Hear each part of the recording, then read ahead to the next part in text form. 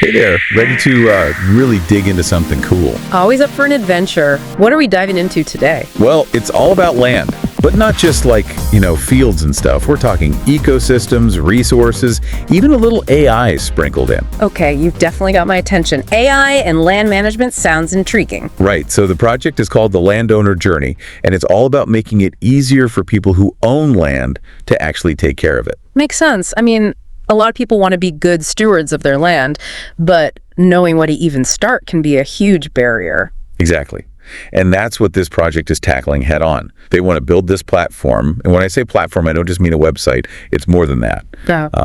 So expert speaker, you took a look at this proposal. What stood out to you about their main goals? Well, first off, it's ambitious. But what really struck me is this two-pronged approach of efficiency, like streamlining the whole process, and then empowerment, especially for landowners who haven't really had access to these resources in the past. So it's about making it easier to navigate, but also making sure everyone's at the table, so to speak. Exactly. Okay, so paint a picture for me. I'm a landowner. I log onto this platform. Yeah. What am I seeing? What's the experience like? Well, they're really leaning into that whole journey metaphor. So it's about guiding you step by step, first understanding your land's unique, ecological potential, and then connecting you with specific programs that align with your goals. Okay, so pretty personalized there. Very much so. And that's where the AI comes in. They're using it to power these really cool ecological forecasting models. Yeah, I saw that term thrown around in here. So break that down for me. What does that actually mean for the landowner? Okay, imagine this. You're a landowner, and you want to know what happens if you plant trees on your property. This model can show you, with scary accuracy, the potential carbon sequestration over time, all those details. Or maybe you're thinking about focusing on pollinator habitat. Boom. The model illustrates how biodiversity on your land could increase. It's about giving landowners that personalized, data-driven look at the impact of their choices. Wow. Okay, so we're talking about actually seeing the potential future of your land play out based on different choices. That's wild. Right. It's not just about abstract ideas anymore. It's about tangible results. And that can be incredibly powerful for decision making. Absolutely. But this isn't just about individual landowners, is it? The proposal mentioned something about organizations benefiting too. How does that work? Right. So think about the organizations running these programs. Right now, it's a ton of work for them to find eligible landowners, figure out if they're a good fit, and then try to get them on board. It's like trying to find a needle in a haystack. A lot of time and resources spent just on the initial search. Exactly. But this platform, it kind of flips the script. It's like a matchmaking service connecting organizations with landowners who are, first of all, already informed about these types of programs. They're interested, and they're way more likely to follow through because they've been guided through this whole process. Okay, so it's about streamlining things on both ends, making it easier for landowners to take action, and making it easier for organizations to actually connect with those landowners. Precisely. And, that's especially important when we're talking about reaching those who might not even know these resources exist. And that's a key point they emphasize in the proposal. We're talking about folks who might not have reliable internet, might not be comfortable with technology, maybe even language barriers to consider. So how do you overcome those challenges? I did see something in here about working with local organizations. Huge part of the strategy. It's all about meeting people where they are. Right. Building trust. And you can't do that just by launching a website. You need those boots on the ground partners who are already embedded in the community. Makes sense. So they're like trusted messengers in a way. Exactly. And the proposal specifically mentions working with groups like the Central Pennsylvania Conservancy and Friends of the Cheat River. Okay, so tapping into those existing networks.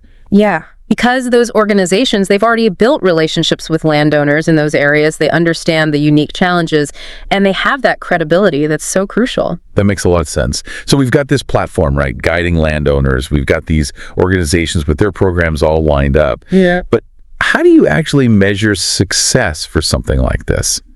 Yeah. What are they using as benchmarks? So this is where it gets interesting. They're not just looking at acres conserved or tons of carbon sequestered. Those are obviously important. Right, those are kind of the big picture goals. Exactly. But they're also digging deeper. They want to track things like, okay, what's the actual cost per landowner journey? How likely is someone to commit to a program after using the platform? So it's about the efficiency of the whole process, not just the end result. Exactly. And they're not just like guessing at this. They're using machine learning to analyze the data, find patterns, like what factors actually predict whether a landowner takes action, which parts of the platform are most effective. So it's like this constant feedback loop, constantly refining and improving the system. Exactly. And that's huge because it means they can tailor the experience over time, make it more effective for everyone involved. That's really interesting. And by tracking that cost per landowner journey, are they hoping to demonstrate the value of this whole approach, to potential funders, policymakers, that sort of thing? Oh, absolutely. If they can prove that this model works, that it's efficient, it gets results, that's huge for attracting more support and funding for these types of programs in the future. It's almost like they're creating a blueprint for how we approach land stewardship on a larger scale. That's a great way to put it. It's really kind of mind-blowing when you think about the ripple effects. Like if they can actually pull this off and prove it works, this could be a big deal. Absolutely.